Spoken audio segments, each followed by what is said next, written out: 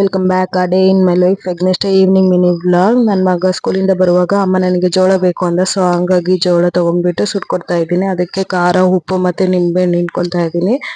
ಖಾರ ಮತ್ತು ನಿಂಬೆ ಹಿಂಡ್ಕೊಂಡು ಸ್ಪ್ರೆಡ್ ಮಾಡ್ಕೊಂಡು ತಿನ್ನೋದ್ರಿಂದ ಸ್ವಲ್ಪ ಟೇಸ್ಟ್ ಚೆನ್ನಾಗಿ ಕೊಡುತ್ತೆ.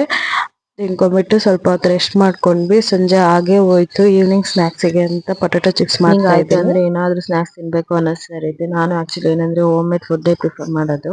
ಸೊ ಹಂಗಾಗಿ ಪೊಟೆಟೊ ಬಜ್ಜಿ ಮಾಡ್ಕೊಂತಾ ಇದ್ದೀನಿ. ಅದಕ್ಕೆಲ್ಲ ರೆಡಿ ಮಾಡ್ಕೊಂಡು ನಮ್ಮ ಮನೆಯವರು ಬರೋ ಟೈಮ್ ಆಯ್ತು. ಸೊ ಅವ್ರಿಗೂ ಏನಂದ್ರೆ ಈವ್ನಿಂಗ್ ಆಯ್ತು ಅಂದ್ರೆ ಸ್ನಾಕ್ಸ್ ಏನ್ ಮಾಡ್ಲಿ ಅನ್ಸುತ್ತೆ, ನೈಟ್ ಆಯ್ತು ಅಂದ್ರೆ ಡಿನ್ನರ್ ಏನ್ ಮಾಡ್ಲಿ ಅನ್ನಿಸ್ತಿರುತ್ತೆ. ಹೆಣ್ಮಕ್ಳಿಗೆ ಅಂದ್ರೆ ಇದೊಂದು ತುಂಬಾ ತಲೆನೋವು ಅನ್ನಿಸ್ತಾ ಇರುತ್ತೆ ಅಲ್ವಾ.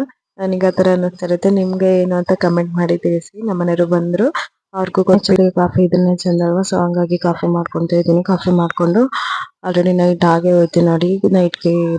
ನೈಟ್ ಡಿನ್ನರ್ಗೆ ಅಂತ ಪಾಲಕ್ ಸೊಪ್ಪಿನ ಮಸಪ್ ಮಾಡ್ಕೊಂಡೆ. ಇದಾಯ್ತು ನನ್ನ mini blog. Thank you for watching.